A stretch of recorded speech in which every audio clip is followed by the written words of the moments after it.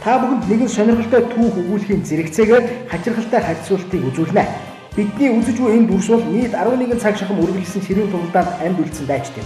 1993 оны 7 дугаар сарын 13-ны шөнө Афганистан Таджикийн хил дээр үүргээ гүйцэтгэж байсан хилчид рүү Афганы 250 гаруй душманууд дайрчаа. Хилчид 48 хүний бүрэлдэхүүнтэй байсан ба холбооны хэрэгслээ дайралт эхлэх үед эвдлүүлснээр ард талтайгаа бүрэн холбоо тасарч эцсийн сумаа дуустал бууж өгөлгүй эрлэхээр тулалдан 25 цэрэг алдагдаж амьд үлдсэн бүх хүн шахагдсан байлаа.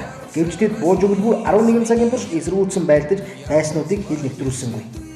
Застаадэргэц ном хон заставын амьд үлдсэн бүрэлдэхүүн таны өмнө жагссан. Заставын дэргэн орлогч тэслэгч Мерзлик. Америкийн нөхөр.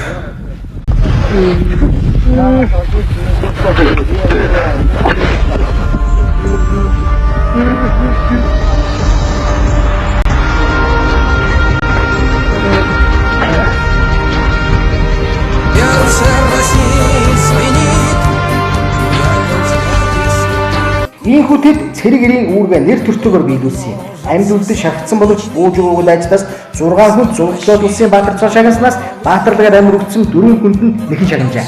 Тэд түүхэнд улсын баатар цоодыг амь насаараа нэр төртөгөөр мөнгөрсөн юм. Амьддаа баатар цоод авсан 2 цэрэг үгэлтэй 11 цагийн турш тэмцэлдэж шахагдсан нөхдөд аврахын тулд улаан гараараа дайсантай үзэлцэн амьд хүнд цэрэгээр байлуулах бүхэл хүч чадал боломжоо эзэлтэн тултал шавхсан билээ. Тэд дайсныг өөрсдийн хамгаалсан зургасаас хойш нэвтрүүлээгүй. Түүхэнд тэд Орос улсын бааtruуд нэрээрээ үүдэн мөхөрсөн. Тэд бол хэрэгэлзээгүй жинхэнэ бааtruуд. Харин манай Монгол улсад орчин цагийн нэг баатар би хөдөлмөрийн баатар биш Монгол улсын баатар буюу эл зориг Дайчин алдар их орноо амь насаараа хамгаалсны төлөө олгосоор ирсэн Дайчин алдар гавьяаны хүндэтгэл Монгол улсын баатар цолыг энхийн цагт хүрчихсэн хүн. Тэр хүн бол өнөөдрийн хотын захирагч Батүл гэдгийг та бид мэднэ. Монгол улсын баатар Батүлийг цэрэгт явж их орноо хамгаалан буу дуургаж цэрэг командд явсан гэж би л сонсоогүй. Компот дээрэлдэх гэж яваад нармаагаа нээлгүүж явсныг бол уншсан. Гэвч тэр Монгол улсын баатар хэмээгийн эрхэм хүндтэй цодыг хүртсэн. Зарим хүмүүсийн ярьдлаар ерөнхийлөгчийн сонгуульд нэр дэвших хэрэг асуусныхын төлөө бэлгэлсэн гэдэг юм билээ. Монгол улсын баатар Батүл дээр харин одоо замын боржураар мэрэгсэн нэгэн болсныг бид өдөр бүр олж харна. Нэг удаагийн цэцэгнэж өвс ногоо. Нэг жилийн настай боржуур замын хашлав.